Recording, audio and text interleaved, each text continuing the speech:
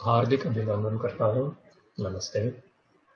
आज हमारी वेब गोष्ठी एक बहुत दिलचस्प कला की शैली को समर्पित है। हिंदी को पढ़ते हुए हमने हिंदी भाषा की हर शैली से परिचय किया है और हर तरह का साहित्य पढ़ा है और फिल्में भी देखी हैं। तो हमें ये जान लिया है कि भाषा के अलग-अलग तरीके होते हैं, जैसे साहित्यिक होते हैं, औपचारिक होते हैं, बोलचाल की होती है भाषा। तो कभी-कभी ये सवाल उठता है कि आम जिंदगी में हम अगर अपने हिंदुस्तानी दोस्तों से बातें करें, तो किस तरह की भाषा का हम उपयोग करें? क्योंकि अगर हम साहित्य की भाषा का उपयोग करें तो थोड़ा अजीब सा लगेगा, क्योंकि हम्म, आमतौर पर इस तरह की भाषा बोलचाल में इस्तेमाल नहीं होते। छात्रों के साथ हमने साहित्य भी पढ़ा और कुछ गंभीर फिल्में भी देखी, महाभारत सीरीज की तरह, जिसमें जिसमें एकदम उच्च स्तर की भाषा सुनने को मिलती है। उसके अलावा हमने बॉलीवुड की फिल्में देखी, जिनमें अधिक उपयोगी भाषा मिलती है आम जिंदगी में इस्तेमाल करने के लिए। लेकिन फिर भी बॉलीवुड की भाषा भी कभी-कभी कुछ ज़्यादा ही स्टाइलिश होती है, कुछ थोड़ी क्या संवारी हुई होती है। जैसे हिंदी में बोलते हैं कि फिल्म वाला डायलॉग मारना। जैसे हम किसी से कुछ कहना चाहे तो वो ये बोल सकता है कि अरे, तो तुम तो फिल्मी जैसे डायलॉग मार रहे हो। तो फिर यह सवाल उठा कि हिंदी भाषी कला में ऐसी कौन सी शैली है जिसमें ठीक वही भाषा प्रयोग की जाती है जो आम जिंदगी में बोलचाल की भाषा में प्रयोग की जाती है। फिर अचानक हमें ख्याल आया कि आजकल भारत में बड़ी तेजी से स्टैंड अप कॉमेडी शो जैसी कला की एक शैली विकसित होती जा रही है और बहुत लोकप्रिय होती जा रही है, और हमें भी बड़ा मज़ा आता है और स्टैंड अप कॉमेडी देख के। और जहाँ तक हिंदी स्टैंड अप की बात है, तो हमारे ख्याल से वो बहुत अ, अच्छी अच्छे स्तर के है। हाँ, ये बात सही है कि उसमें जो भाषा सुनने मिलती है वो हमेशा श्लील नहीं होते हैं, और शुद्ध हिंदी तो कदापि नहीं होते हैं। लेकिन इसमें जवान लोग वही बातें करते हैं जो उनके लिए प्रासंगिक होते हैं। और अगर हमें हिंदुस्तानी समाज को गहरे से समझना है, तो जवान पीढ़ी की इन बातों को हमें भी जान लेना चाहिए और इससे भी हमें परिचय करना चाहिए। इसके अलावा कि इस शैली से, मतलब इस कला से हमें हंसी भी बहुत आती है और मज़ा भी बहुत आता है। ये काफ़ी उपयोगी भी होता है। गालियों के तौर पर नहीं, क्योंकि वो भी वहाँ सुनने को मिलते हैं, लेकिन हमें ये समझ में आता है कि भारतीय युवा पीढ़ी किन चीज़ों पर अपना ध्यान केंद्रित करती है, किन चीज़ों का मजाक उड़ाती है और किन चीज़ों पर हंसती है। मतलब उनका दृष्टिकोण हमें स्पष्ट दिखाई देता है स्टैंड अप कॉमेडी शो में। भारत में ये बहुत प्रचलित कला है आजकल, और बहुत सारे कलाकार हैं जो स्टैंड अप कॉमेडी शो करते हैं। और इसके ज़रिए अपनी बात को पहुंचा देते हैं दर्शकों, श्रोताओं तक। तो हमने ये फैसला लिया है कि हमारे छात्र एक एक स्टैंड अप कलाकार को चुनकर, हिंदी वाले स्टैंड अप कलाकार को चुनकर उनकी प्रस्तुतियों को सुनकर और उनका विश्लेषण करके फिर उनकी कला की एक प्रस्तुति पेश करेंगे हमारे सामने। ये इस तरह का एक प्रोजेक्ट था जो शायद हिंदी पढ़ने के इतिहास में पहली बार हुआ है, क्योंकि आज तक तो सब साहित्य और फिल्मों पर केंद्रित रहा आया था। हमने इसको थोड़ा सा बदलने का फैसला लिया और इसमें एक ताज़ा एक नई धारा लाने की ठान ली हमने। तो आज आपके सामने प्रस्तुत है Hindi stand up comedy show का विश्लेषण, और शुरू करेंगे हमारी छात्रा वैलेंटीना जी। कृपया। नमस्कार, आज मैं राहुल राजपूत के बारे में कुछ बताना चाहती हूँ। तो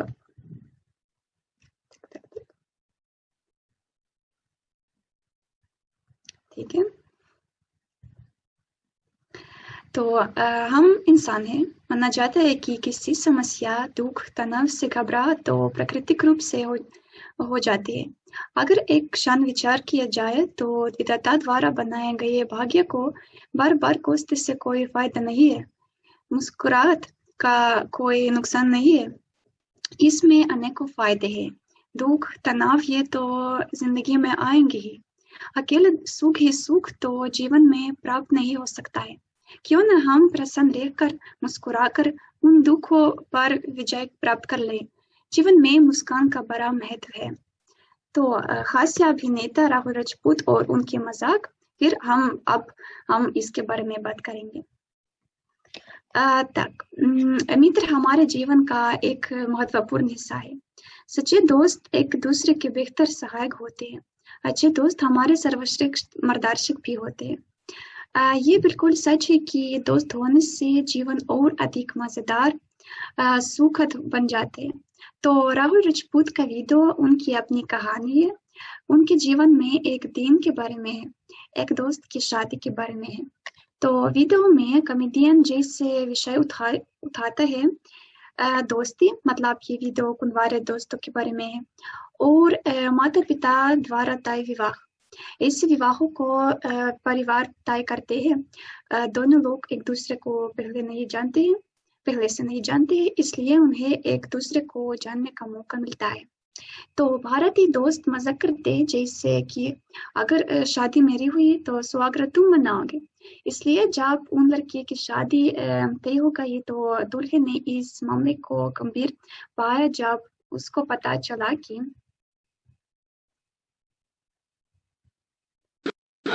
और तब तक ना उसे ये सब मजाक लग रहा था, लेकिन जब हमने भी सेम दूल्हे वाली ड्रेस खरीद ली और शादी के दिन ना पीने का डिसाइड किया और बारात निकलने से पहले उसके सामने ही सेक्स की गोली खा के बैठ गए, तब उसकी फटी कि ये तो सीरियस है बे।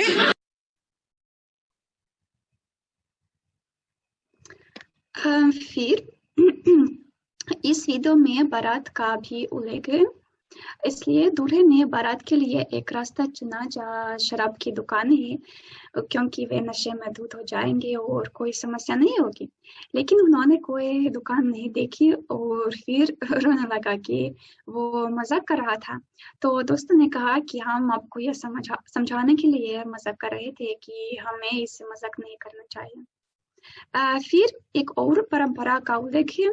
आमतौर पर विदाई के समय लड़कियां रोती हैं। फिर ये तो कीजिए। कलाकार भारतीय जीवन की वास्तविकताओं का वर्णन करता है। फिर अगला विषय नकली नारीवाद का विषय उठाया गया है। वो कहता है कि महिलाओं के अधिकार सीमित नहीं है और कभी-कभी और वे अधिक अधिक सम्मानित है। तो वो कहता है कि घर में उन्हें लक्ष्मी का दर्जा दिया जाता है और हमें नाक। वो कहता है कि बस में रिजर्व सीट है और दिल्ली में बस फ्री है उनके लिए, और मेट्रो उनके लिए स्पेशल डब्बा है। कुछ लड़कियां बोलती है कि उनके साथ भेदभाव हो रहा है, पर भेदभाव तो मर्दों के साथ हो रहा है। कोई पब्लिक प्लेस में कोई लड़का किसी लड़की को छेड़ दे तो पूरी पब्लिक मिलकर मारती है क्योंकि उसने क्राइम किया, लेकिन वही लड़की ने किसी लड़के को छेड़ दिया तो कोई मानते ही नहीं कि यह क्राइम है। तो मर्दों के लिए कोई कानून नहीं है, पुरुष विभाग भी नहीं है जो उनके हक के लिए लड़े।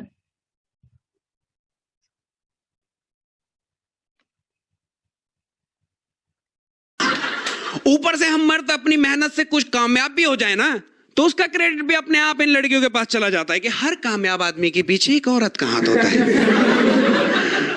तो क्या इनकी नजर में फिर अटल जी और कलाम सर कामयाब नहीं होंगे ना? क्योंकि उनके पीछे तो कोई लड़की नहीं थी। वो कहता है कि हर कामयाब आदमी के पीछे एक औरत का हाथ होता है। फिर वो कहता है कि अटल जी जो पूर्व प्रधानमंत्री था और अब्दुल कलाम जो पूर्व राष्ट्रपति था, तो वो कहता है कि वो फिर भी बहुत कामयाब आदमी थे, लेकिन उनके पीछे कोई औरत का हाथ नहीं होता था। ऊपर से हम लेकिन अंत में वो कहता है कि वो महिलाओं का सम्मान करता है और वह आदमी के जीवन के सबसे महत्वपूर्ण हिस्सों में से एक है। और वो कहता है कि हमारे जीवन में लड़की ना आती तो हम दिन रात उसी के बारे में खो जाते हैं। हम उसे जिंदगी की पूरी किताब बना लेते हैं, लेकिन उनकी जिंदगी में हम मात्र एक पन्ना ही होते हैं।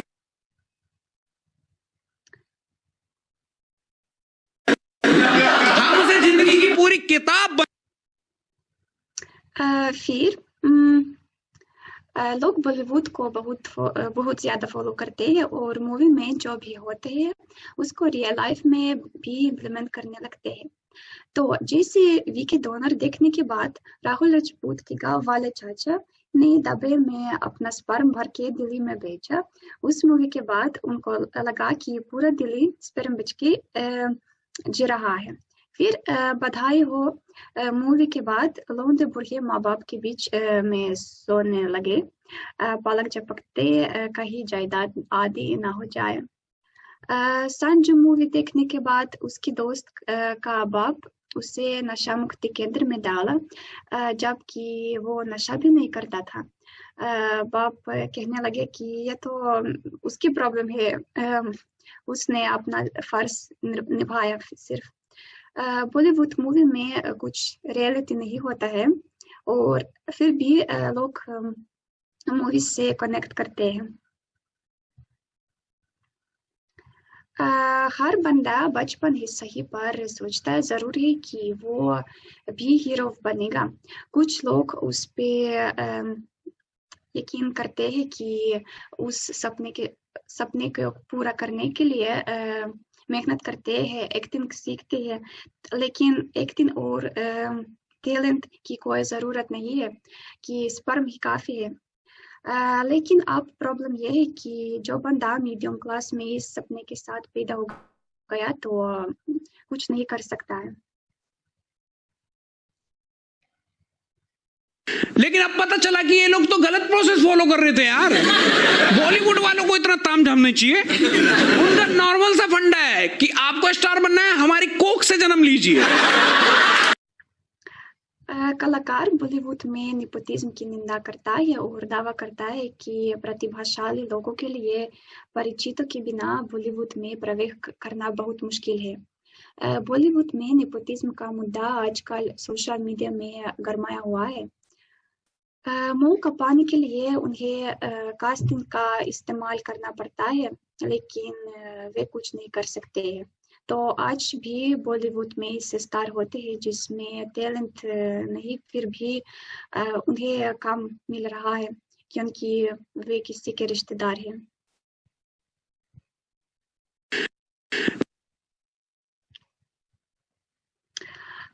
हम आधुनिक और तकनीकी युग में रहते हैं और हम अक्सर काम और मनोरंजन के लिए टेलीफोन का उपयोग फोन का उपयोग करते हैं। अगर हम मनोरंजन के बारे में बात कर रहे हैं तो शायद आप जानते हैं कि यूट्यूब और टिकटॉक क्या है। तो राहुल राजपूत ने टिकटॉक में आत्मा अभिव्यक्ति के विषय को उठाया है। वो उन लोगों का व्यंग्य करता है जो टिकटॉक का इस्तेमाल करते हैं। टिकटॉक में लोग किसी और की वीडियो पर रिएक्शन देते हैं और कैमरा के सामने लिप सिंक करते हैं और वीडियो पर मिलियंस में जाते हैं। लेकिन वो कहता है कि कंटेंट पर सोचना, इफेक्ट्स का इस्तेमाल करना, 15 सेकंड का वीडियो शूट करना बहुत मुश्किल नहीं है और इसके लिए कोई टैलेंट नहीं चाहिए। तो टिकटॉक की तुलना में यूट्यूब में वीडियो गुणवत्ता की आवश्यकताएं अधिक है क्योंकि यूट्यूब की वीडियो में अधिक अर्थ और लाभ है।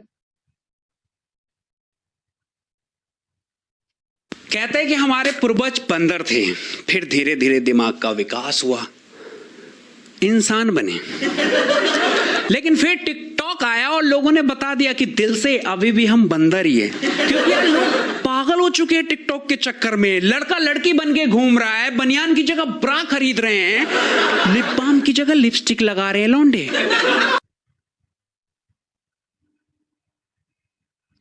कहते हैं कि हमारे पूर्वज बंदर थे, फिर धीरे धीरे दिमाग का विकास हुआ।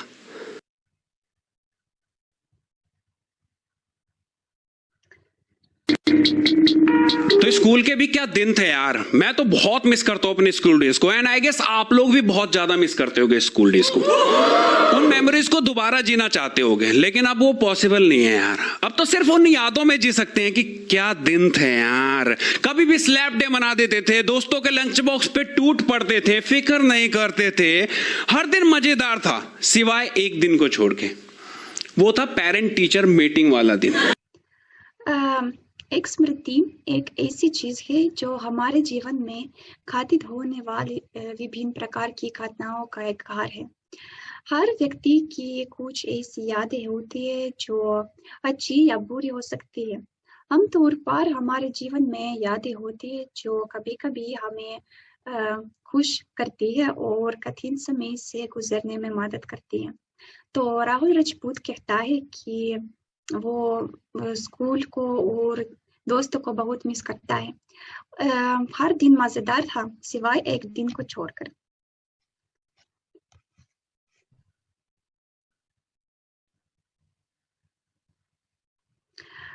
हम जानते हैं कि बच्चों को 33% का आंकड़ा हासिल करना है। स्कूल की नज़र में 40-50 बेकार है, तो पासिंग मार्क्स को 33% से हटाकर 80% करना है। तो कलाकार उन माता पिता की निंदा करता है जो अन्य बच्चों से अपने बच्चों की सफलताओं की तुलना करते हैं और वे उन्हें डांटने लगते हैं जब उनके पास मार्क्स कम है। तो कंपेयर करने की आदत बहुत बुरी है।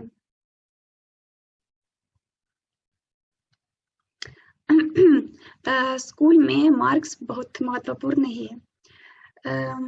मेंटली प्रिपेयर्ड होना ज़्यादा महत्वपूर्ण है और मजदूरी करना ज़्यादा महत्वपूर्ण है, मार्क्स नहीं। तो स्कूल में उच्च मार्क वालों छात्र इंजीनियर और डॉक्टर बन जाते हैं।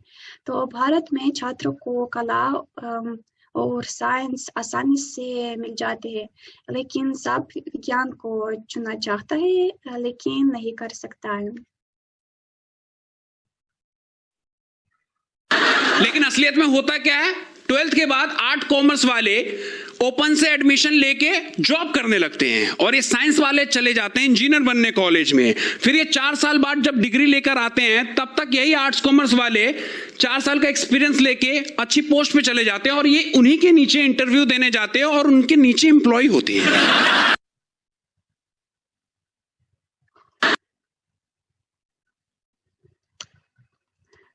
तो राहुल के वीडियो में कोई विशेषताएं भी है। एंग्लिसिज्म का उपयोग, उदाहरण के लिए real life boy take close this memory आदि। अब भाषा का उपयोग सिगरेट मूत कूल होत आदि। मुहावरा का उपयोग, उदाहरण के लिए कलेजा मुंह को आना, पानी में होना, कलेजे में ठंडक पड़ना आदि। फिर वो भारतीय जीवन की वास्तविकताओं, कभी कभी उनके जीवन वर्तमान समस्याओं का वर्णन करता है। फिर व्यंग्य का उपयोग करता है, अश्लील भाषा का उपयोग करता है पर बहुत कम।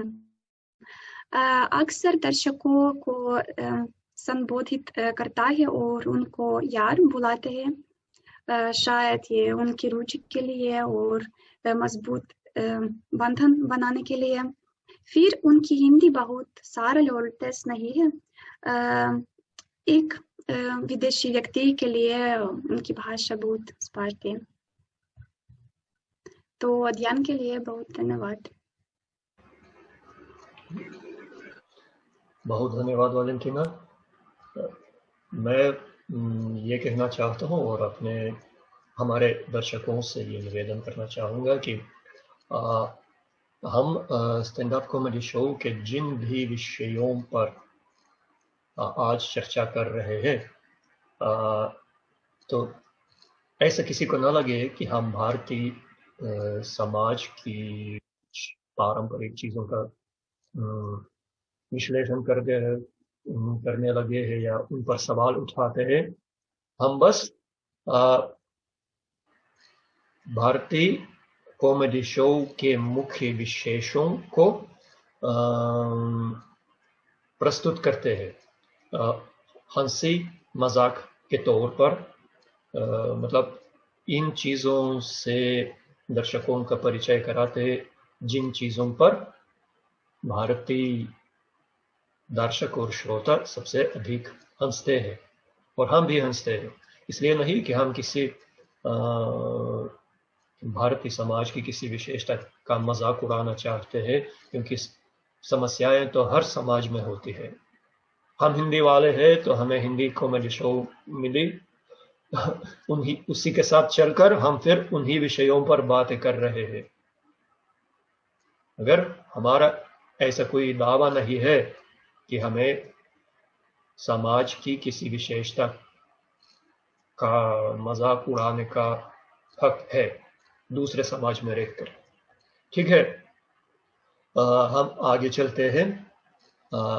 आगे कौन प्रस्तुत करेंगे? हाँ, डियाना जी कृपया।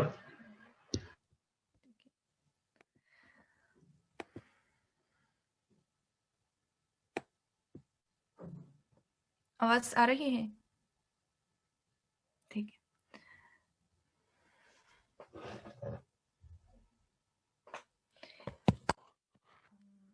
अच्छा, अभिषेक उपमन्यु।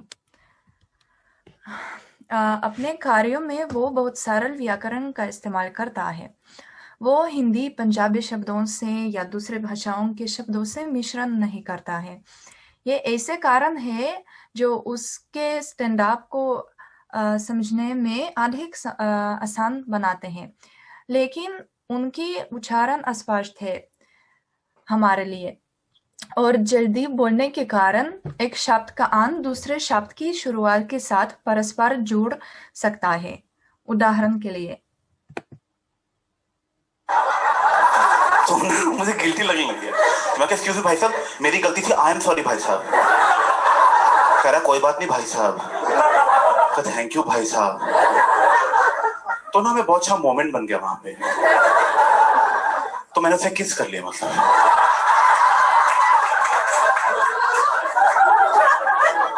जब जब से बॉम्बे आया हूँ 40 अंकलों किस कर चुका हूँ। तो वो कहता है 40 और अंकलों, लेकिन इतनी जल्दी बोलने के कारण हमें पहली या दूसरी बार से समझना ये कौन कौन से शब्द है आसान नहीं है। और इस स्थिति में संदर्भ हमारी मदद कर सकता है।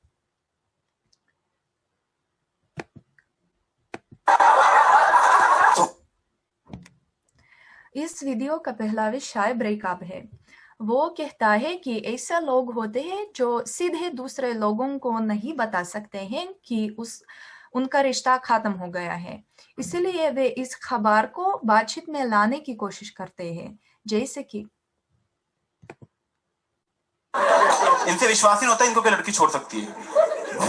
But what they do is they never tell you directly that is broken up. What they do is they try to slip it in conversations. लेकिन हर बात में ना ब्रेकअप की टोन आती रहती है, मनहूसियत मतलब। आप फोन कर लो आपका मूड ही खराब हो जाएगा। उनको फोन किया, मैं कहाँ है, कह रहा हॉस्टल में। मैं अकेला है, बहुत।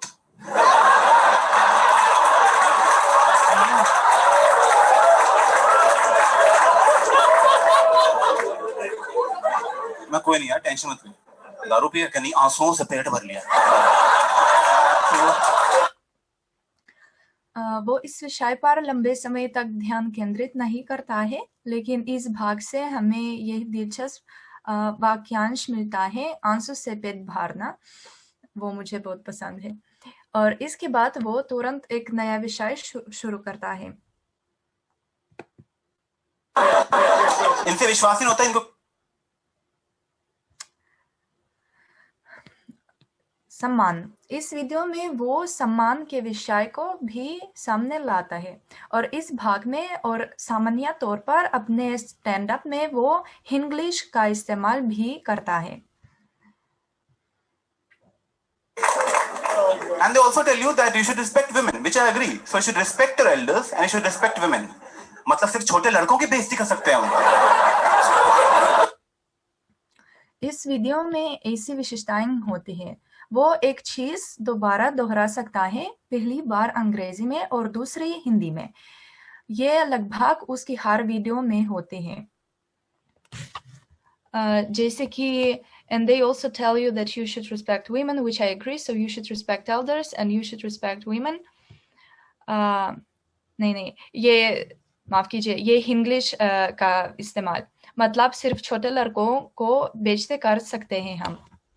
और दोनों भाषाओं का इस्तेमाल ये है, तमीज से बात करो, रिस्पेक्ट टू एल्डर्स। यानी वो एक चीज जो अंग्रेजी में कहता है वो दोबारा पहले अंग्रेजी में और इसके बाद हिंदी में दोहराता है। और एक मुहावरा है, दांतों में कीड़े पड़ जाएंगे। वो अपने बचपन का उल्लेख भी करता है, जहाँ इसके पिता ये मुहावरा कहता रहता था जब वो मिठाई खाता था कि दांतों में कीड़े पड़ जाएंगे।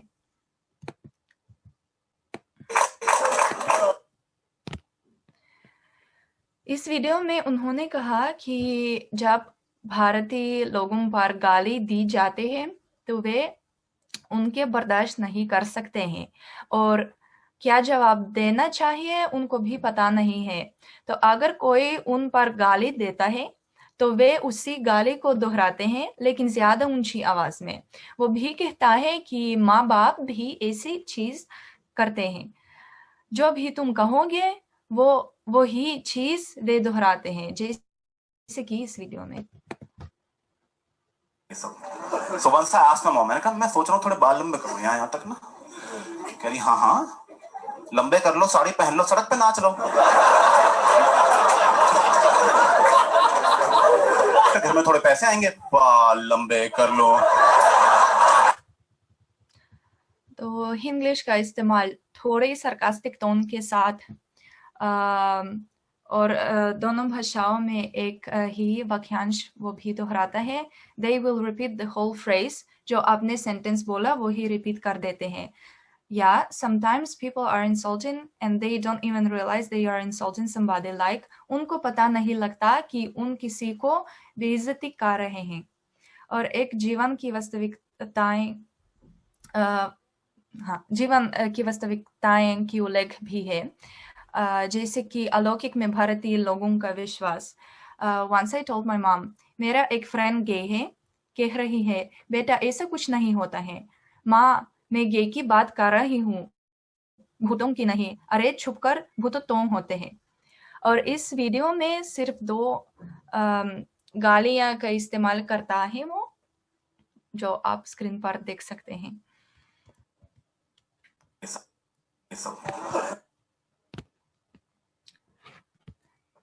इस वीडियो में वो दिल्ली से मुंबई चले गए और उन्होंने इन दोनों शहरों के निवासियों की मानसिकता की तुलना करता है। उनके शब्दों के अनुसार मुंबई में लोग दिल्ली के लोगों की तुलना में अच्छे होते हैं। उन्होंने ये इसलिए कहा क्योंकि जब कोई दिल्ली मेट्रो में अपने पैर तुम्हारे पैर पर रखता है तो वे एक दूसरे से बहस करने लगते हैं। हालांकि जब मुंबई में ऐसी स्थिति हुई तो दूसरे व्यक्ति ने सिर्फ माफी मांगी और अभिषेक ने कहा कि दिल्ली में किसी ने कभी माफी नहीं मांगी, इसलिए उनको नहीं पता था कि उसके लिए क्या जवाब देना चाहिए। दिल्ली में ट्रेंड हूँ तो मेरा ना इम्पल्स एक्शन हमेशा अटैक का ही रहता है कि मतलब पहला एक्ट में कोई मुझ पर अटैक करने वाला है, मैं भी चाकू लेकर रेडी रहूंगा अपना बस। बट मुंबई में सबकी कोई जरूरत नहीं है। तो मैं ना एक बार मुंबई में लोकल ट्रेन में जा रहा था और मैं ना ऐसे हल्का सा पैर बाहर लटका हुआ था। एक अंकल आया, उसकी टक्कर हो गई। मैं कहा तेरी तो, कहता सॉरी भाई साहब।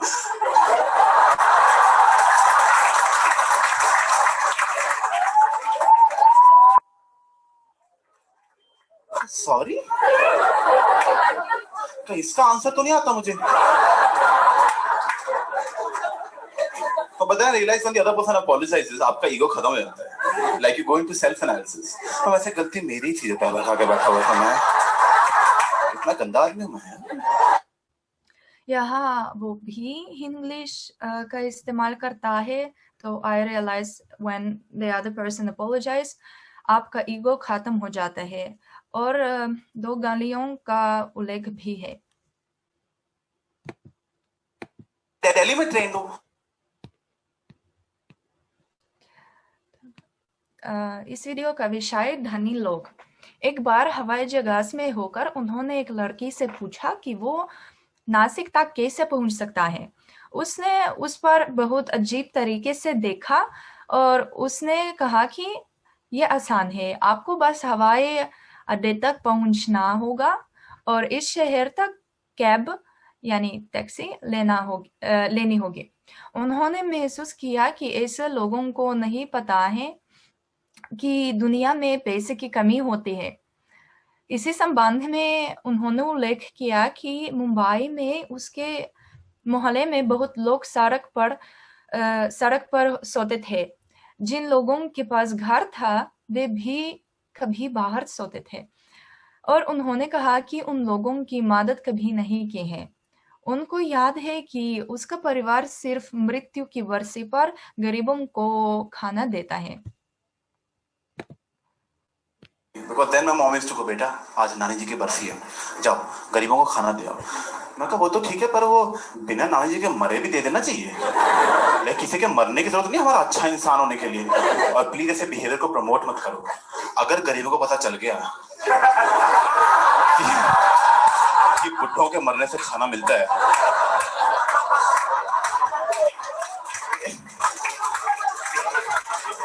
एरिया के बुढ़ों की लाइफ में खतरे में आ जाएगी ना। और वो देखो नानी जी जा रही है, धक्का हमारा पिज्जा मिलेगा।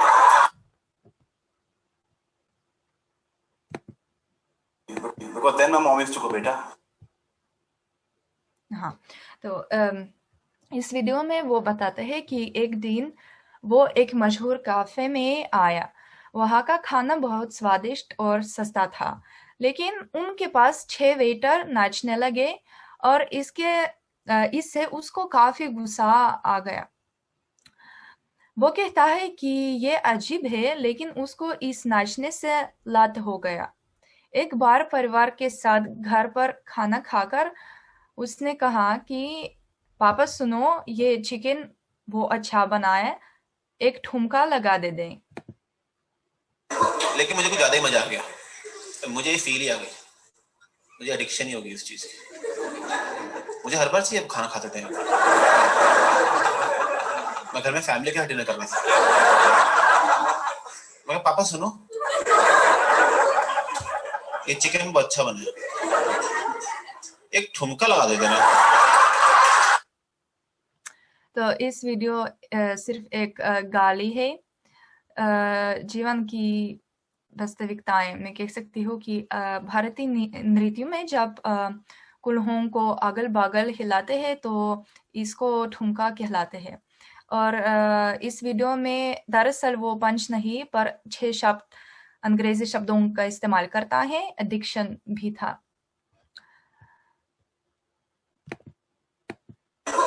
लेकिन इस वीडियो में शादी और नौकरी के बारे में बात की जाती है। उसने अपनी नौकरी खो दी है, लेकिन उसे यकीन था कि वो आसानी से एक नया खोज सकता है, क्योंकि उन्होंने कहा मैं बुद्धू नहीं हूँ, और फिर मैं था बुद्धू। उसके पिता उससे कहता है कि उसको शादी करने की जरूरत है, लेकिन अभिषेक नहीं चाहता है। उसके बाद पिता कहता है कि मैं तुम्हें कई लड़कियों की फोटो दिखाऊंगा, बस देख लो। लेकिन दलाल जैसे बातें नहीं है, तो यहाँ स्लैंग शब्द का इस्तेमाल किया जाता है, दलाल। मैं फिर से आपका ध्यान इस बात पर देना चाहती हूँ कि वो किस तरह अंग्रेजी शब्दों का उच्चारण करता है। फिर से इस वीडियो में पिछले शब्द का अंत एक नए शब्द की शुरुआत के साथ जोड़ा जाता है। हाँ ठीक है, बहुत नौकरी मिल जाएंगी, मैं तो फुद्दू नहीं हूँ, मैं था फुद्दू, बस अवेयर नहीं था मैं, कॉन्फिडेंस। वो कहता है अवेयर नहीं था मैं, लेकिन जल्दी बोलने के कारण हमें लगता है कि ये एक ही शब्द है, अवेयर नहीं।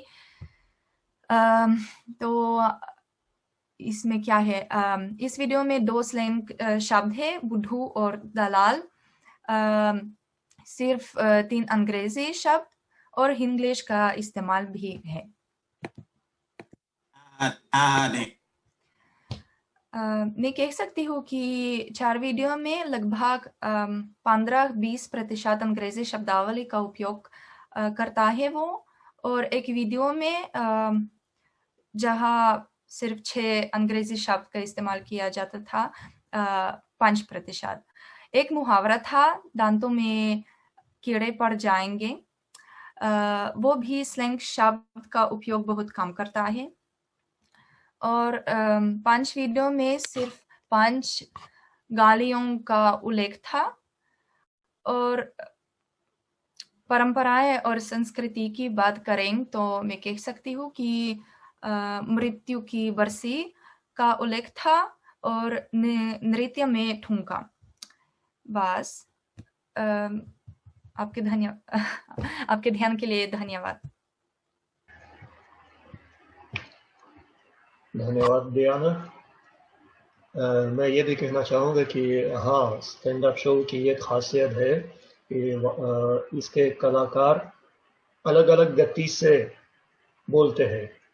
तो जैसे पहली वाली प्रस्तुति में वलिंजना ने कहा था कि भाषा काफी स्पष्ट और ज्यादा तेज नहीं है।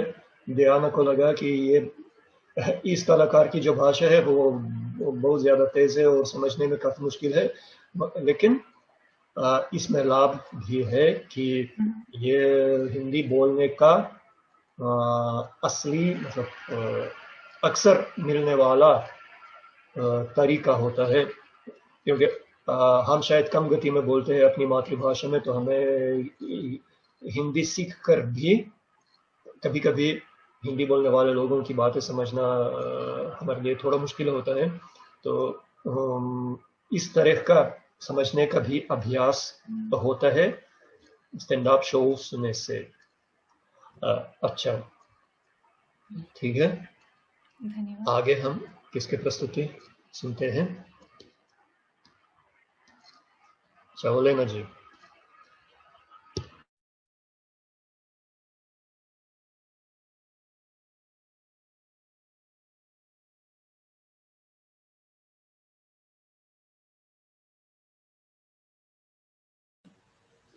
अच्छा, नमस्ते जी। आज मैं आपको करुणेश तलवार और उनके मजाक के विषय पर प्रस्तुत करना चाहूँगी।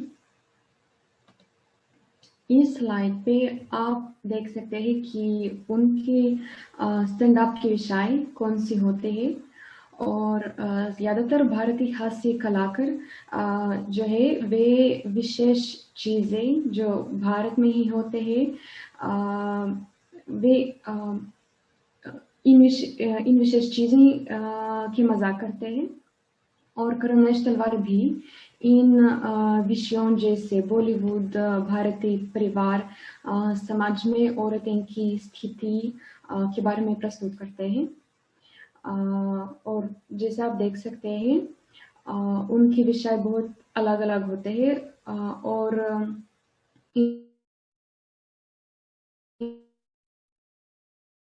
से जोर देता है।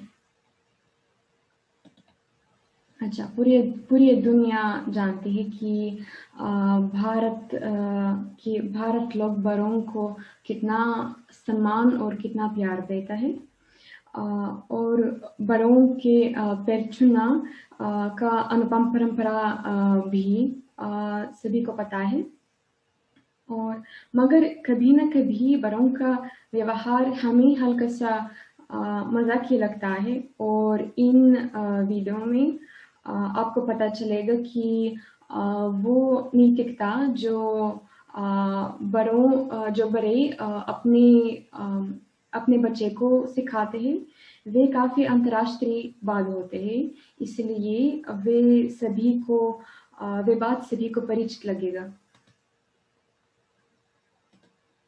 मेरे डैड मुझे बचपन से वही मुहावरा बार बार सुनाते रहते हैं, बस वही एक मुहावरा हमेशा, बेटा जो कल करेगा ना उसको आज कर और जो आज कर रहा है ना उसे अभी कर, जो अभी ऑलरेडी कर रहा था वो कब करो।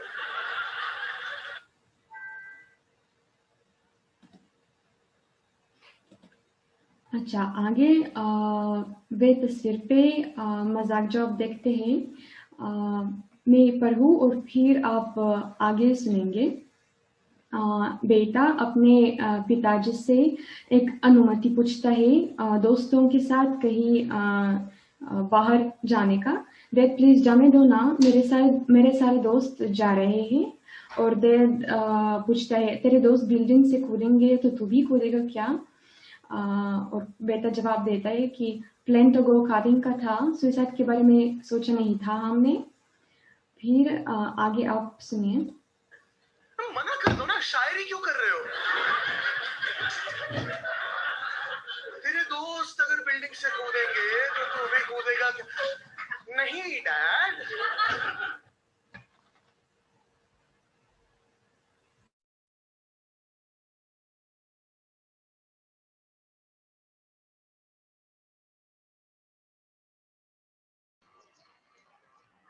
कुछ तकनीकी समस्या।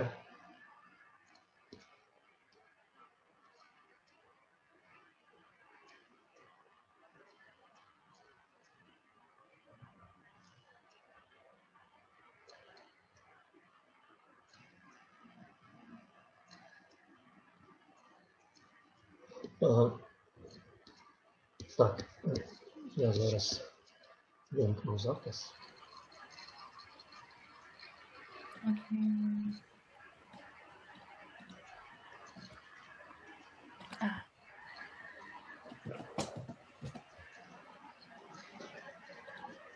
मेरे डैड मुझे बचपन से वही मुहावरा बार बार सुनाते रहते हैं, बस वही एक मुहावरा हमेशा, बेटा जो कल करेगा ना उसको आज कर और जो आज कर रहा है ना उसे अभी कर, जो अभी ऑलरेडी कर रहा था वो कब करो।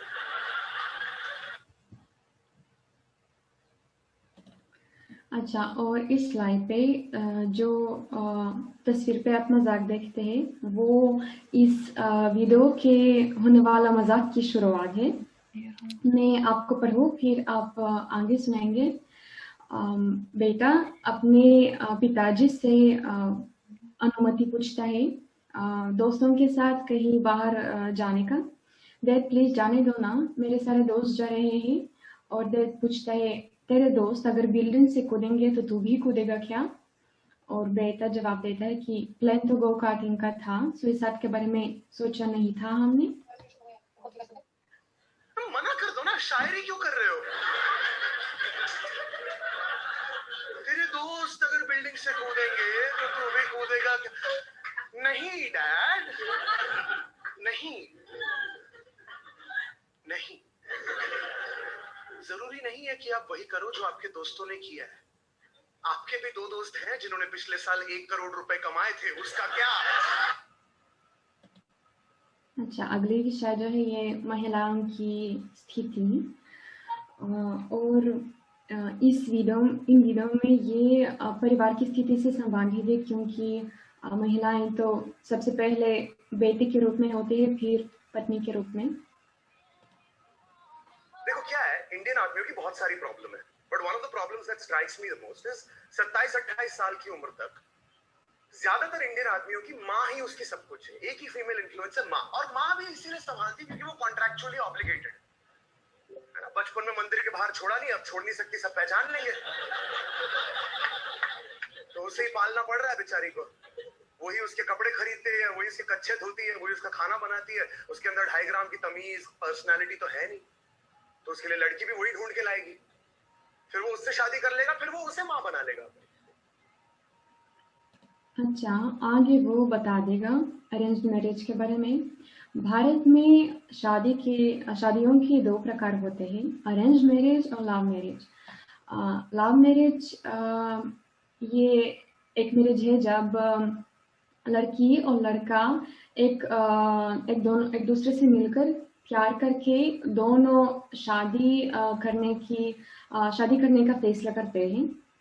और अरेंज मैरिज एक बहुत पुराना परंपरा है, जब लड़की और लड़का के माता पिताजी शादी की फैसला करते हैं। I said no, you don't have to buy anything, just buy it because I don't drink and I don't have any knowledge about drinks and all. So couples मिलते कैसे? एक बहुत अनफॉर्चुनेट ट्रेडिशन की वजह से, जिसका नाम है अरेंज्ड मैरिज। अरेंज्ड मैरिज के टाइम पे हमारे देश में this is how things work. लड़के जाते हैं लड़की को देखने, लड़के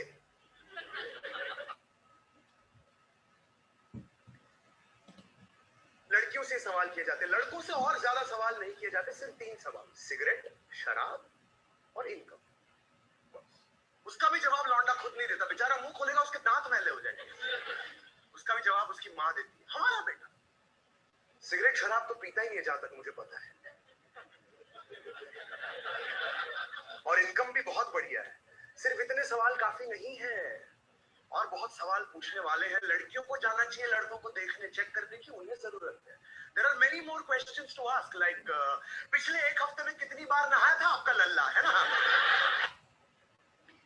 अच्छा, और लड़का और उनके माँ बाप लड़की के घर आते हैं शादी की बात करने के लिए, शादी करने की फैसला करने के लिए, और वे एक दूसरे से सवाल पूछते हैं ताकि एक दूसरे से ज्यादा अच्छे जाने के लिए।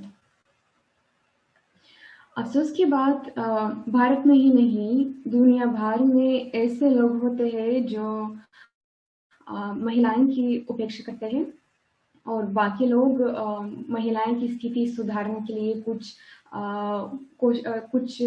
करने की कोशिश करते हैं। उदाहरण के लिए भारतीय मेट्रो में हर रेलगाड़ी का सिर्फ महिलाओं के लिए दबाव होता है, और वे लोग शिकायत करते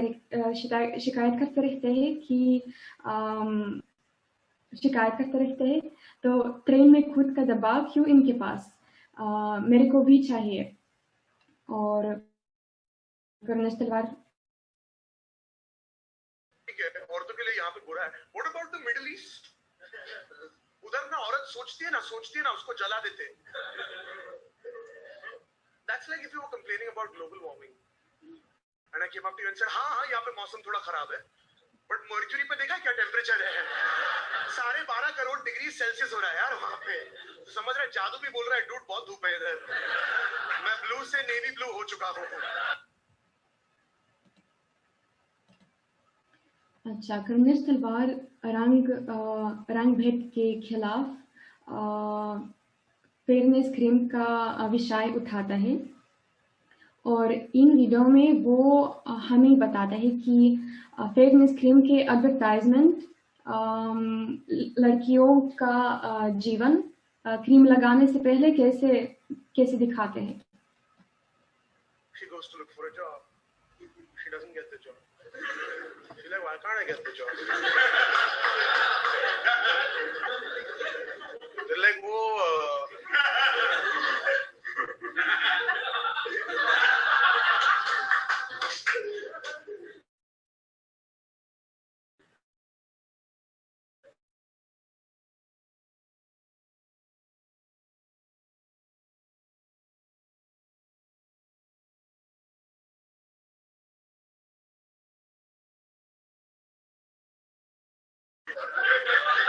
और हाँ, एक और चीज भी कही है उन्होंने आपके बारे में. हाँ, छी भी बोला है. छी. छ पे बड़ी ई की मात्रा.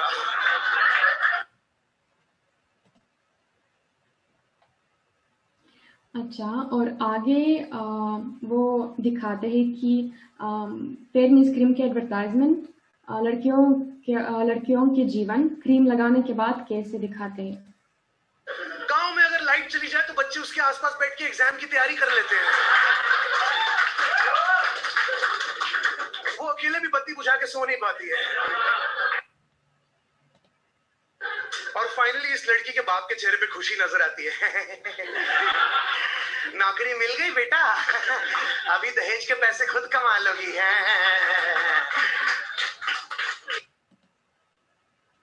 अच्छा, उनके स्टैंड अप में कहीं ना कहीं मोटापे के बात भी होते हैं. तो मैं हफ्ते भर पहले घर पे पड़ा हुआ था और मुझे एसएमएस आया जिसमें लिखा था, क्या आप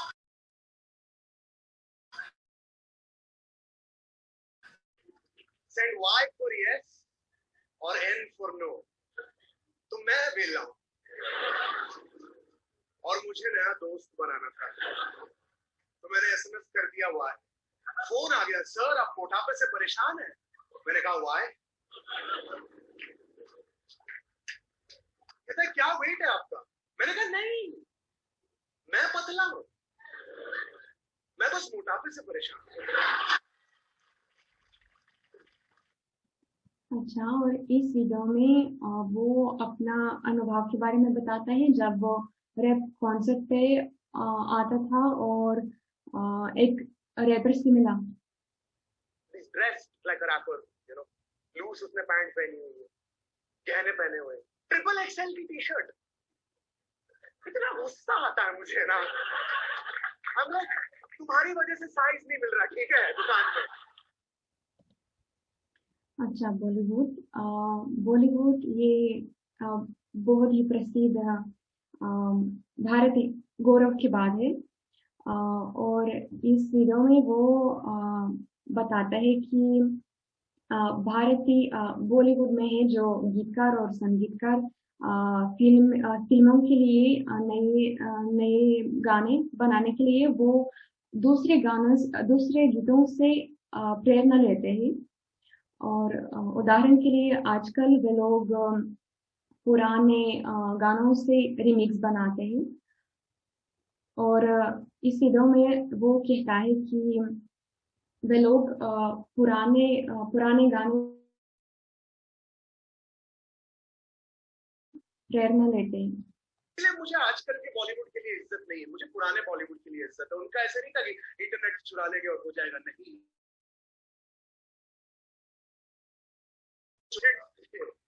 उसके पैसे से यूएस जाते थे, एल्विस प्रेस्ली के कॉन्सर्ट. एल्विस स्टेज पे आता था, Who makes my heart beat like thunder? ठीक है, ये वाला तो याद रह जाए. Then they would come back. कौन है जो सपनों में आया. ये हुई ना बात.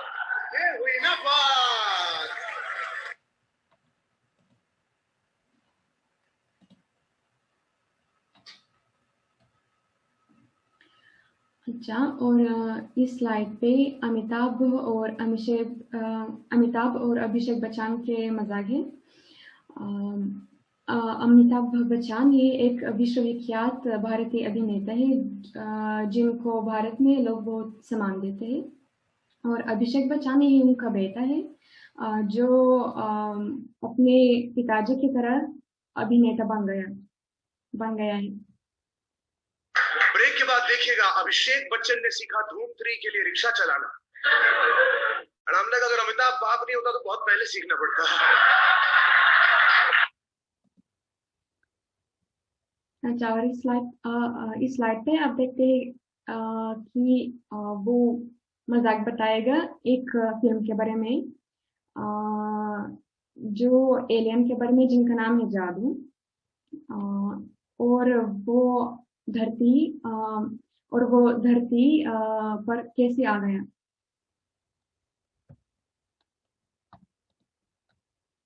कैरेक्टर ने अर्थ पे बुलाया, राकेश ने एलियन बुलाया। ये 2003 की बात है, तब फ्लिपकार्ट भी नहीं। आप 2 जोड़ी सॉक्स नहीं मंगा सकते थे, बंदे ने गांव में एलियन मंगा दिया।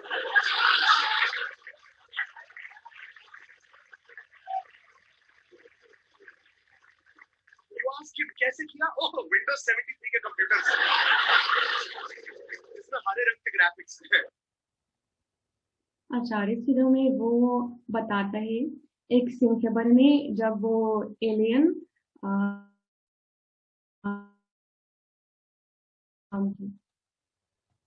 They just accepted it. They were just like, हाँ बच्चे तो उड़ते हैं, बच्चा चिड़िया एक ही बात है, आपके बच्चे नहीं उड़ रहे, डॉक्टर के पास ले जाओ। The alien is the most believable thing about that film.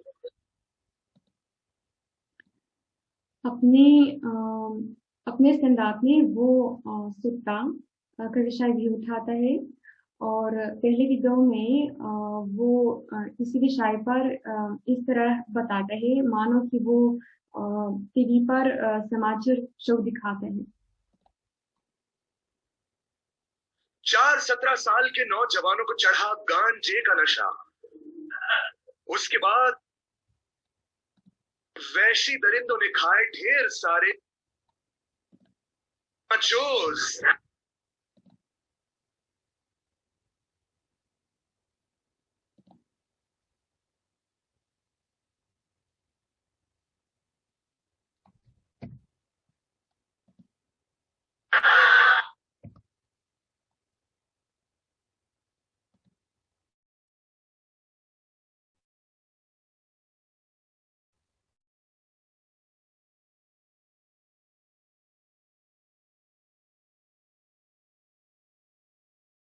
और बार वो सुता का विषय भी उठाता है, और इस वीडियो में वो इस विषय पर इसी तरह बताएगा मानो कि वो टीवी पर समाचार शो देखते हैं।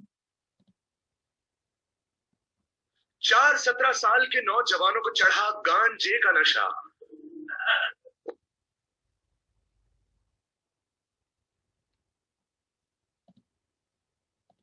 के बाद इन वैश्य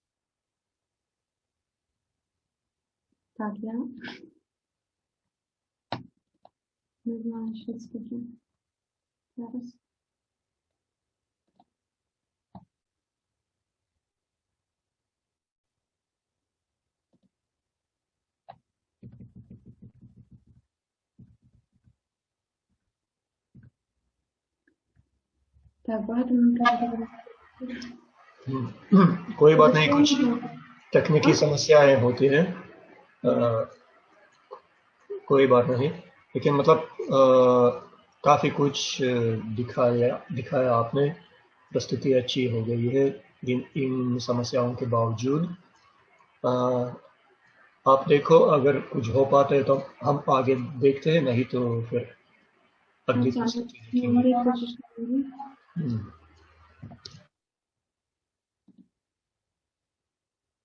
4-17 साल के नौजवानों को चढ़ा गांजे का नशा, उसके बाद इन वैशी दरिंदों ने खाए ढेर सारे नाचोस। देखिए इन्हें हंसते हुए, कैसे हंस रही हैं इनकी पापी नशीली आंखें। और फिर ये मॉडर्न फैमिली का एपिसोड देखते देखते सो गए। लैपटॉप चार्जिंग पे ही लगा रहा। याद रखिएगा दोस्तों, कूल नहीं, भूल है सुट्टा। अच्छा, और आगे वो बताता है कि जादू धरती पर आने का लक्ष्य क्या है। वो अर्थ पे कुछ नहीं करने आया था, वो अर्थ पे आया था फूकने के लिए बस। I can prove it to you. कौन सा एलियन हिमाचल जाता है?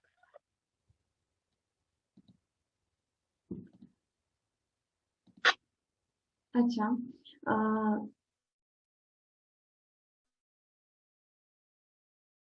की विशेषताएं उन स्टैंड अप में हमें ज्यादा इंग्लिश मिलता है।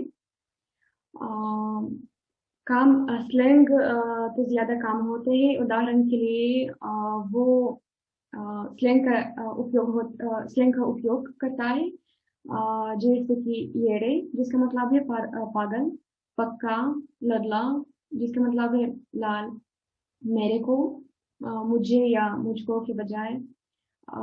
दो गाली शब्द भी होते हैं। गोरी आइटम जिसका मतलब है सुंदर लड़की, छमिया जिसका अर्थ है लड़की या औरत जो लोगों के सामने नाचती है। वेल्ला जिसका मतलब है कमजोर या आलसी। यार, सुत्ता जिसका मतलब है वीक। और एक फ्रेज है, ये हुई ना बात, जिसका मतलब क्या बाधे से मिलते जुलते शब्दों का खेल भी हुआ। कूल और भूल। याद रखिए दोस्तों, कूल नहीं, भूल है सुत्ता। और एक मुहावरा भी मिल गया, जो कल करेगा उसे आज कर, और जो आज कर रहा है उसे अभी कर। आपका ध्यान के लिए बहुत धन्यवाद। धन्यवाद एलेना। मैं कहना चाहता हूँ कि जो आंकड़े और जो वर्गीकरण कलाकारों की शब्दावली का छात्रों ने किया है, अपने हिसाब से किया है, और मतलब ये इन खुद का अध्ययन है इन कलाकारों की प्रस्तुतियों का। हम अब इन आंकड़ों या वर्गीकरण में कुछ कमियां भी अगर देखें तो मान लीजिए कि एक छात्रों की एक ईमानदार कोशिश थी कलाकारों की शब्दावली का विश्लेषण करने की।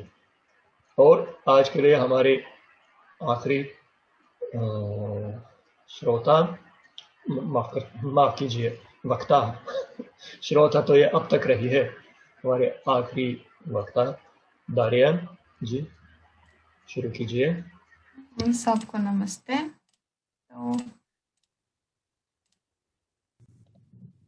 तो मैं शुरू करूं, एक मिनट। अच्छा, तो शाश्वत महेश्वरी बंबई के एक फनकार है जिनका मैं अब आपको प्रस्तुत करना चाहती हूँ। तो मैंने उनकी 4 वीडियो का विश्लेषण किया है, जिनके नाम आप स्क्रीन पे देख सकते हैं। अफसोस की बात है कि आप महेश्वरी के यूट्यूब चैनल में नई वीडियो नहीं मिलती है, और आखिरी वीडियो लगभग 1 साल से पहले रिलीज हुई थी, लेकिन इसके बावजूद उनके मजाक बड़ी दिलचस्पी की बात है। तो अपनी वीडियोस में महेश्वरी ऐसी चीज़ों के बारे में बोलते हैं जैसे जुड़वे भाई बहनों का हालत, लंबे मोटे लोगों की समस्या, निगरानी का प्रभाव, और वे भी ऐसे महत्वपूर्ण चीज़ों पर ध्यान रखता है जैसे कि ईमानदारी, अनुभवहीनता और अपना टाइम वेस्ट करना। तो पहले से ही उनकी जुड़वों पर बात सुने। सबको यूनिक बनना है, पता है बात ये है, everybody wants to be unique. सब चाहते हैं कि हमारे जैसा दुनिया में और कोई नहीं हो। ट्विंस, उनके घर में ही उनके जैसा एक और है यार। मेरे सोसाइटी में 2 बच्चे थे, मतलब मेरे साथ के, जब मैं छोटा था, मयंक मधुर ट्विंस थे। एक बार मयंक खो गया तो ये मधुर को पुलिस स्टेशन ले गए कि ये वाला एक और ले आओ। और शक्ल से हम सब लोग बहुत अलग अलग हैं, और अब देखें कि हमारे फनकार लंबे लोगों को कैसे खास बनाते हैं।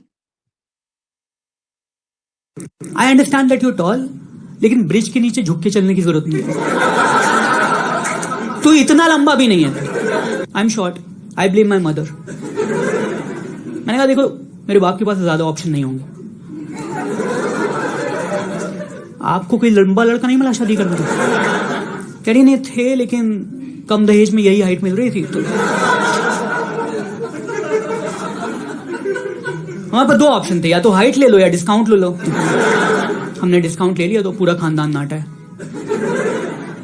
मेरा दोस्त है, लंबा है, ठीक है, समझ में आता है। मेरी गाड़ी देख के बोल रहा है इसमें मैं घुस पाऊंगा, क्योंकि देखो तुम नाटे को नाटा बोलो उसको बुरा लगता है, छोटे को छोटा बोलो, मोटे को मोटा बोलो, सब बुरा मानते हैं, पतले को पतला बोलो बुरा मानते हैं। तुम लंबे को लंबा बोलो वो कॉम्प्लीमेंट लेते हैं।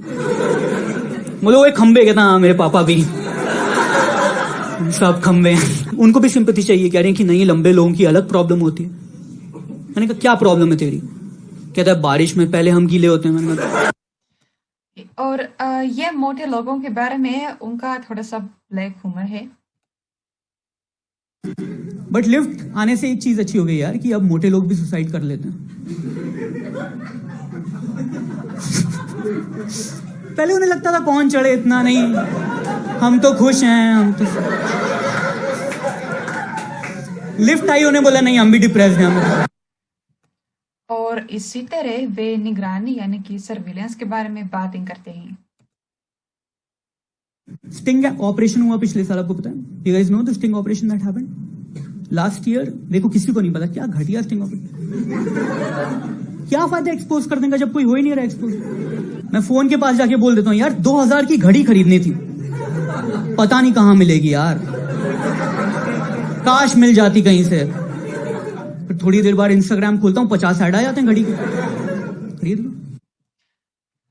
वही स्टिंग ऑपरेशन का ये मकसद था, ये जानना कि भारतीय लोग कितने ईमानदार हैं। और इस वीडियो हम ये देख सकेंगे कि शाश्वत माहेश्वरी इससे कैसे निपटते थे। उन्होंने बोला कि हम पॉलिटिकल पार्टी से आए हैं और आप हमारा प्रोपेगेंडा करो, हम आपको 2 करोड़ रुपए देंगे। And lot of celebrity said हाँ ले लेंगे, बढ़िया है, बहुत बढ़िया। फिर उन्होंने वीडियो डाल दिया कि देखो चोर हैं साले। विद्या बालन ने बोला मुझे नहीं चाहिए, मैं नहीं करती ऐसे काम। एंड पीपल लाइक वाह विद्या बालन क्या बेस्ट। ना here's the thing, Vidya Balan के पास ऑलरेडी 2 करोड़ हैं।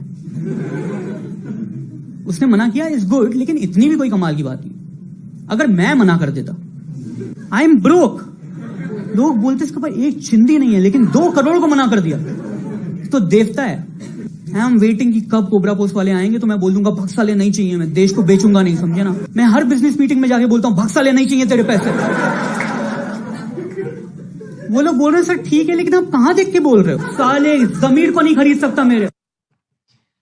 तो अपना टाइम, अपना समय वेस्ट करना लोगों का एक बड़ा पहचान है, और इसलिए कलाकार इसी ध्यान देते हैं।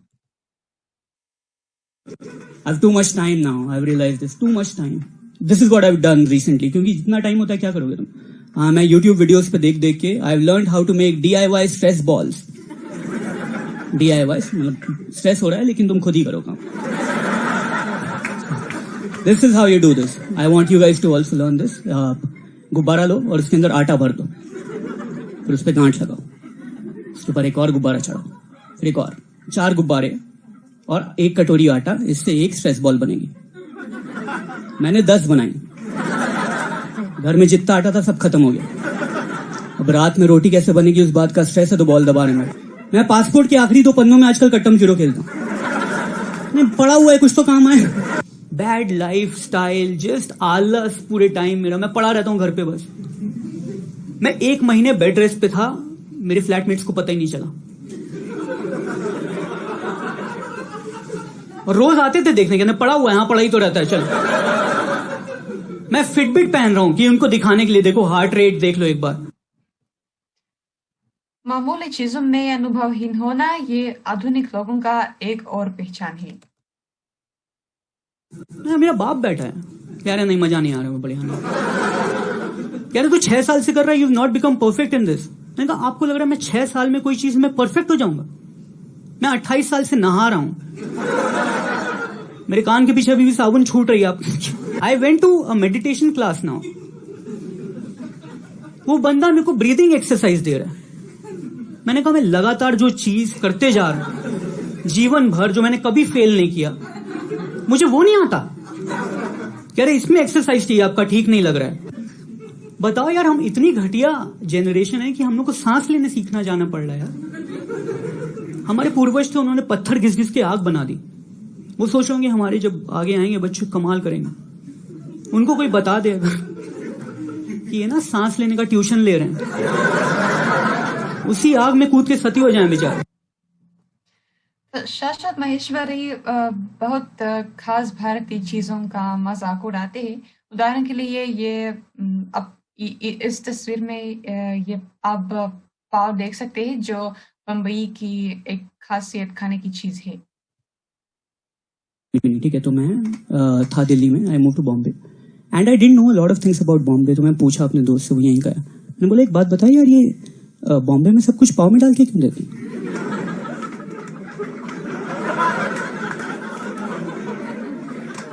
मतलब मैंने पाव मांगा भी नहीं, जबरदस्ती पाव में दे।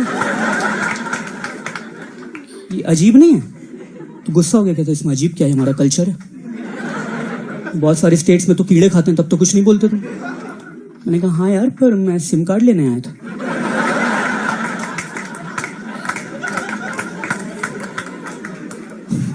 But now I understand why Bombay does it. See, here's the thing. Bombay does this to make everything its own. तो अपनापन आएगा ना, फीलिंग आएगी कि हाँ अपना है। आमची मुंबई है ना, भजिया लिया नॉर्थ इंडिया से, पाव में डाल दिया भजिया पाव, बॉम्बे थिंग। समोसा लिया, पाव में डाल दिया समोसा पाव, बॉम्बे थिंग। और ये है वैगनआर, जो एक पॉपुलर गाड़ी है। किस्मत खराब है यार, मैं कभी भी कैब बुक करता हूँ, हमेशा वैगनआर आती है। दिन में 6 बार कैब बुक कर रहा हूँ, हर बार वैगनआर। मेरे को जाना भी कहीं नहीं, मुझे देखना है किस्मत कैसी। बहुत खराब है यार, इतनी खराब किस्मत कैसी। डूड, मैंने नॉर्मल कैब बुक करी, वैगनआर आई। मैंने एक्सेल बुक करी, 2 वैगनआर। मैं लग्जरी कैब बुक करी, मर्सिडीज आई। मैंने कहा चलो ठीक है, उसके पीछे रस्सी से वैगनआर बंद। कह रहे हैं इसमें बैठो। तो गलत बात है यार, ऊपर मेरे साथ साजिश कर रहा था। मैं दोस्त से बोला, मैंने कहा देख मेरे पास भी ट्रिक है, मुझे आता है सब कुछ, एक काम करते हैं मैं तेरे अकाउंट से बुक कर देता हूँ। तब से उसकी भी वैगनआर है। मुंबई में शायद लोगों का पूल में तैरना शौक और खासियत है। I live in a nice society. हाँ, मतलब मुझे देख के आपको लगे नहीं, बहुत ही कमाल की सोसाइटी। उसमें स्विमिंग पूल है, क्योंकि बॉम्बे में सबको स्विमिंग पूल चाहिए। थोड़ा रुक जाओ तुम्हारा घर बन जाएगा, लेकिन नहीं, उनको अलग चाहिए। और ये है एक टीवी शो, तारक मेहता का उल्टा चश्मा, जो शायद सभी भारतीय सीरीज के सब पहचान रखती है। And India the shows are all about quantity, you know. वो डालते हैं कि 1000 एपिसोड डाल दो। तारक मेहता का उल्टा चश्मा 1500 एपिसोड। वो स्क्रिप्ट ही नहीं लिखते, कहते हैं जो कर रहा वही रिकॉर्ड कर लो।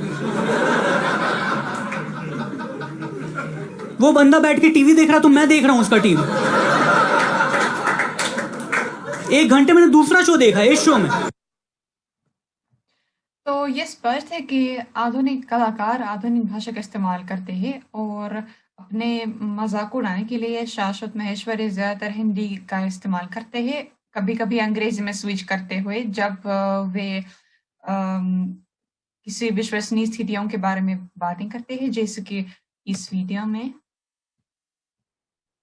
I used to work from home also, बहुत टाइम मैंने किया दूसरी जॉब।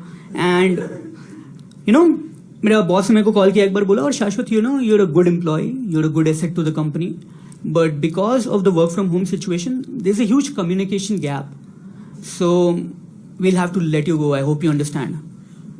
मैंने कहा sir I completely understand because I quit 3 months ago.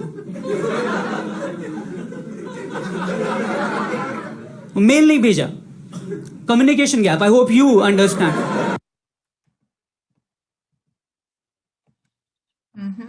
और एक बार पाव का मजाक उड़ाते हुए महेश्वरी मराठी भाषा का इस्तेमाल करते हैं. I used to work. ये है. अपना ही आदमी हूं अंकल. मला भूख लागेली खायला द्या. ओके ठीक है. और उनका बोलचाल इतना साफ और अच्छा है कि उसमें अश्लील भाषा की मात्रा सिर्फ 3% है. और ये यहाँ अपना ही आदमी. शायद 2 उदाहरण है. फिर पहली बार ट्रिपलेट्स हुए होंगे. इस बार डॉक्टर की भी फट गई होगी. साले जमीर को नहीं खरीद सकता मेरे. एक बार वे शब्दों का खेल खेलते हैं जब वे सट्टा के बारे में बताते हैं. और सट्टा एक जुआ जैसा खेल है. सट्टा is a big problem in India man. Gambling is band on land. आपको पता है इंडिया में gambling is band on land. तो लोग उछल उछल के सट्टा लगा रहे हैं. तो आपके लिए बस. आप सभी को ध्यान के लिए बहुत बहुत धन्यवाद.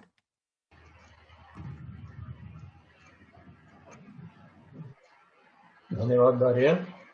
तो इस तरह की हुई हमारे आज की प्रस्तुति. उम्मीद है कि सभी दर्शकों को थोड़ी बहुत हंसी आए. हमें तो बहुत आए हैं क्योंकि कई महीने से हम हिंदी स्टैंड अप शो पर काम कर रहे हैं और आज के लिए छात्रों ने ये प्रस्तुतियाँ तैयार की हैं. तो हमें हर तरह के मजाक सुनने को मिले अलग अलग विषयों से जुड़े हुए, जैसे परिवार, नौकरी, टीवी शो वगैरह. इससे हमें ये अनुमान लग जाता है कि भारत में जवान लोग किन चीज़ों को हास्यपूर्ण समझते हैं, किन चीज़ों का मजाक उड़ाना पसंद करते हैं और इस तरह अपना मन हल्का करते हैं. तो हमारे ख्याल से ये जानकारी काफ़ी लाभदायक है हिंदी भाषी लोगों के दृष्टिकोण को समझने के लिए. तो बस हम ये कहना चाहते हैं कि इस आधुनिक इस अनौपचारिक दिशा में भी हमारी पढ़ाई चालू है, जारी हो रही है. तो उम्मीद है हम आगे भी मिलते रहेंगे और अपने लिए नए और बहुत दिलचस्प विषय डिस्कवर करते रहेंगे. फिर से यूक्रेन से सबको बधाई और शुभकामनाएं. नमस्कार.